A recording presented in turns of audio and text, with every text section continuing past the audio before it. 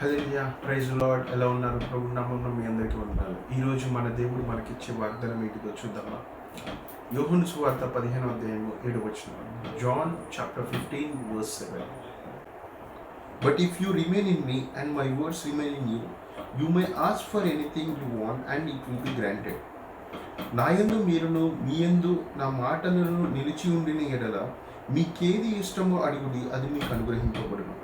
హల్లెలూయా. చూడండి, ఇక్కడ మన దేవుడు స్పష్టంగా ఒక మాట సెలవిస్తున్నాడు. ఏంటిదనంటే, ఒక్కోసారి చూడండి, మనం ప్రేయర్ చేసే కొద్దీ దేవుల్లో విశ్వాసంలో బలపడే కొద్దీ ఒక్కోసారి ఏంటిదనంటే, ఎంత ప్రార్థన చేసినా మనకు అనిపిస్తుంటుంది, ఏంటి దేవుడు నా ప్రార్థన వింటున్నాడా, ఆయనకి నేనంటే కోపం ఉందా, ఎంత ప్రార్థన చేస్తున్నా, ఎన్నో ఫాస్టింగ్ చేసా, ఎంతగానో వేడుకుంటున్నా కదా, ఆయనలో ఎక్కువ గడుపుతున్నా కదా, ఎందుకు దేవుడు నేను అడిగినవి చేయట్లేదు అనే డౌట్స్ మనకు వస్తూ ఉంటాయి కదా. విశ్వాసంలో మనం వెళ్ళే కొద్దీ, అడుగులు వేసే కొద్దీ, మన సమస్యలు పెరిగే కొద్దీ, బాధలు పెరిగే కొద్దీ, ఇబ్బందులు పెరిగే కొద్దీ, అవునా, ఇవన్నీ ప్రెషర్స్ ఇవన్నీ వచ్చే కొద్దీ మనకి డౌట్స్ వస్తూ ఉంటాయి.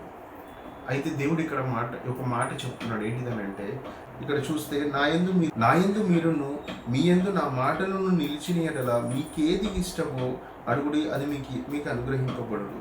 అంటే ఇక్కడ స్పష్టంగా చెప్తున్నాడు. ఏంటిదనంట, ఆయన యందు మనం ఉండాలంట. అలానే మీ యందు నా మాటలు అంటే మన యొక్క డైలీ నడవడిక జీవితంలో అంటే ఆయన యొక్క మాటలు ఎప్పుడు మన నాలుక పైన ఉండాలంట.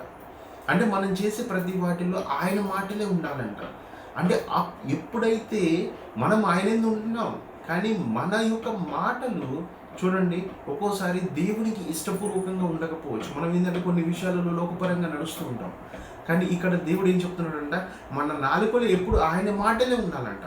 ఇలా ఉన్నప్పుడు ఖచ్చితముగా ఏది ఇష్టమో అది ఖచ్చితంగా దేవుడు నెరవేరుస్తాడంట. అంటే నువ్వు ఎన్ని రోజులు అనుకుంటున్నావేమో, అడుగుడి మీకు ఇవ్వబడును కదా. దేవుడు చెప్పాడు, ఆశగల ప్రాణాన్ని దేవుడు తృప్తిపరుస్తారన్నారు. ఏది నాకు చేయట్లేదే అని. కానీ ఇక్కడ దేవుడు చెప్తున్నాడు ఏంటిదని, ఆయన మాటలు ఎప్పుడు మన యందు ఉండాలంట. మన యందు ఆయన మాటలు ఉండి నువ్వు నడిచే నడవడికలు అన్నింటిలో ఆయన మాటలు కనుక ఉంటే ఖచ్చితముగా నువ్వు ఏదైతే అడుగుతావో, ఏదైతే విశ్వాసముతో అవునా దేవుడిని అడుగుతున్నావో, ఆశ కలుగున్నావో అవన్నీ దేవుడు నెరవేరుస్తాడంట. అందుకోసమే ధైర్యంగా ఉండు, దిగులు పడకు.